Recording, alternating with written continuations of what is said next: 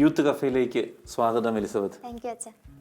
സന്തോഷമുണ്ട് എലിസബത്ത് വീണ്ടും യൂത്ത് കഫേയിൽ വന്നതിൽ. യൂത്ത് കഫേയിൽ എലിസബത്തിനോട് സംസാരിക്കാൻ അവസരം കിട്ടുന്നതിൽ ഒത്തിരി സന്തോഷമുണ്ട്. കാരണം നല്ലൊരു ഗായികയാണ്, ഒത്തിരി പാട്ടുകൾ പാടുന്നു, ഒത്തിരി ഒരു നല്ല ശുശ്രൂഷയാണ്, ഗാന ശുശ്രൂഷ അല്ലേ.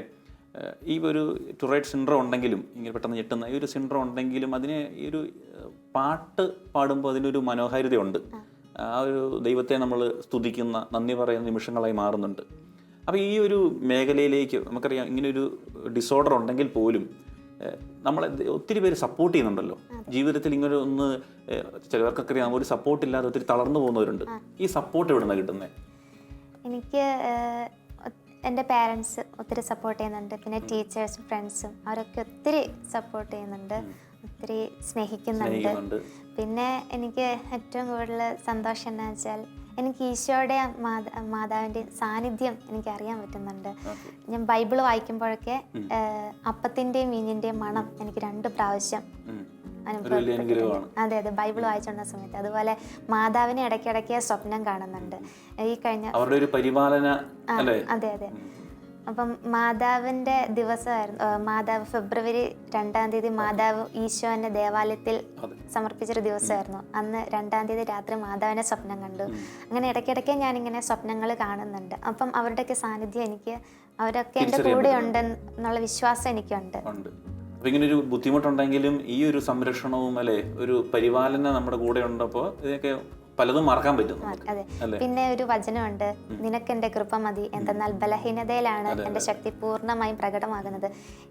ഈ ഒരു വചനമാണ് എന്നെ മുമ്പോട്ട് കൊണ്ടുപോകുന്നത്. വളരെ പവർഫുൾ ആയിട്ടുള്ള വചനമാണ് അല്ലെ. തളർന്നു നിൽക്കുന്ന ഒരാൾക്ക് ഏറ്റവും കൂടുതൽ ശക്തിയോടെ അടുത്ത ചൂട് വെക്കാൻ പറ്റുന്ന ഒരു വചനമാണ് അല്ലെ. ബലഹീനതയിലാണ് എൻ്റെ ആത്മാവ്. ഓക്കെ, അപ്പൊ അങ്ങനെ ഒരു ബന്ധമുണ്ട് അല്ലെ. നമുക്കൊരു ദൈവ സാന്നിധ്യം നമ്മുടെ ജീവിതത്തിൽ കൂടുതൽ പ്രകടമാകുന്നതായിട്ട് തോന്നുന്നുണ്ട്. പ്രത്യേകിച്ച് അതാണ് കുറവുകളെ നിറവുകളാക്കി മാറ്റുന്ന ദൈവത്തിൻ്റെ അല്ലെ. യോഹന്നാന്റെ സുവിശേഷം 15:5 നമ്മൾ വായിക്കുന്നത് അത് തന്നെയാണ്. ആ ഒരു ദൈവത്തിൻ്റെ വാസം നമ്മുടെ ജീവിതത്തിലുണ്ടെങ്കിൽ ഒത്തിരി ഒത്തിരി നന്മകൾ നമ്മുടെ ജീവിതത്തിലേക്ക് കടന്നു വരുന്നതായിട്ട് നമുക്ക് കാണാൻ സാധിക്കും.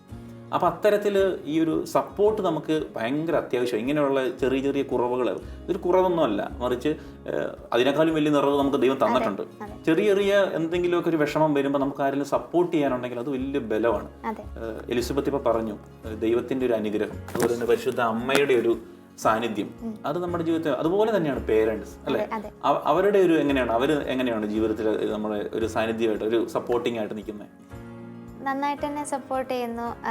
അതെ, എൻ്റെ എന്നാ പറയാ, എല്ലാ മേഖലകളിലേക്കും അവരുടെ ഒരു ഹെൽപ്പ് ഇല്ലെങ്കിൽ അല്ലേ നമുക്ക് കടന്നു പോകാൻ പറ്റത്തില്ലല്ലോ. ഞാൻ എവിടെ പോവാണേലും അച്ചാച്ചനും അമ്മയും കൂടെ ഉണ്ട്. എല്ലാം ഗാന മേഖലയിലേക്ക് അല്ലെങ്കിൽ പാട്ടിന്റെ മേഖലയിലേക്കൊക്കെ തിരിഞ്ഞപ്പാണെങ്കിൽ അവരുടെ സപ്പോർട്ട് വളരെ വലുതാണല്ലോ. അപ്പൊ അവര് നമ്മളെ ഇങ്ങനെ പരിപാലിച്ചു കൊണ്ടു നടക്കുന്നുണ്ട്. അത് തന്നെ വലിയ സന്തോഷമാണ്. അപ്പൊ ഇതൊരു വലിയ മാതൃകയാണ് സത്യത്തിൽ. ഇങ്ങനെ ഒരു പോസിറ്റീവ് ഒരു വൈബ് കൊടുക്കുക മറ്റുള്ളവർക്ക് പലർക്കും സാധിക്കാത്തൊരു കാര്യമാണിത് അല്ലെ. ഇങ്ങനെ സപ്പോർട്ടില്ലാത്ത ഒത്തിരി പേരുണ്ട് ജീവിതത്തിന്റെ.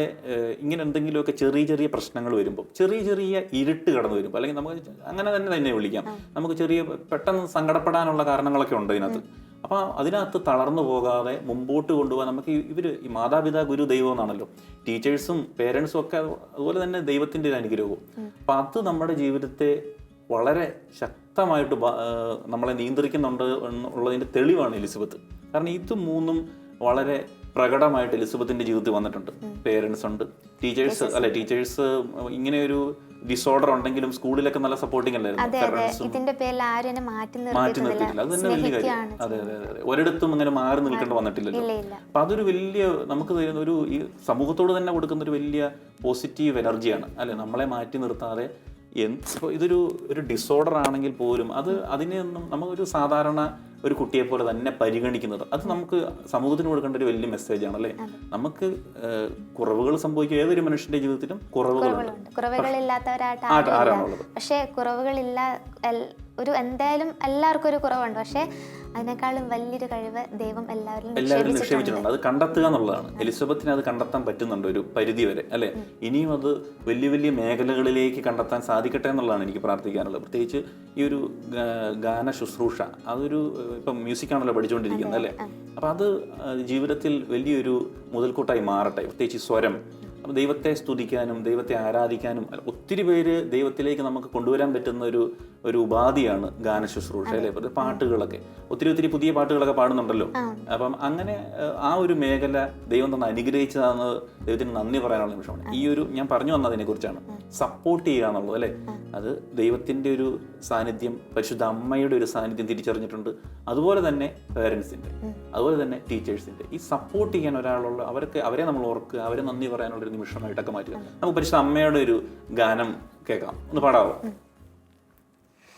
അമ്മേ എൻ്റെ അമ്മേ, എൻ്റെ ഈശോയുടെ അമ്മേ, അമ്മേ എൻ്റെ അമ്മേ, എനിക്ക് ഈശോ തന്നൊരമ്മേ.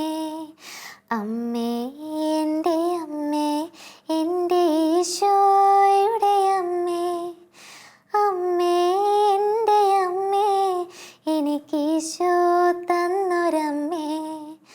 ആവേ മരിയ കന്യാമാതാവേ, ആവേ മരിയ കന്യാമാതാവേ, അമ്മേ എൻ്റെ അമ്മേ, എൻ്റെ ഈശോയുടെ അമ്മേ, അമ്മേ എൻ്റെ അമ്മേ, എനിക്ക് ഈശോ തന്നൊരമ്മേ. പരിശുദ്ധ അമ്മയുടെ വലിയൊരു സംരക്ഷണം ഉണ്ടല്ലേ കൂടുതൽ.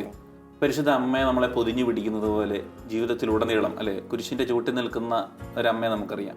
ഇതാ നിന്റെ അമ്മ എന്ന് പറഞ്ഞുകൊണ്ട് അപ്പം നമുക്കൊരു അമ്മയെ കിട്ടിയിട്ടുണ്ട്. അപ്പം ആ ഒരു മാധ്യസ്ഥം, ആ ഒരു പ്രാർത്ഥന എപ്പോഴും കൂടെ ഉണ്ടാകട്ടെ. ഈ ഒരു സ്വരം ഇനിയും കൂടുതൽ പേരിലേക്ക് എത്തട്ടെ എന്നാണ് എനിക്ക് പ്രാർത്ഥിക്കാനുള്ളത്. യൂത്ത് കഫേയിൽ വീണ്ടും വരിക. Thank you. താങ്ക് യു അച്ഛൻ.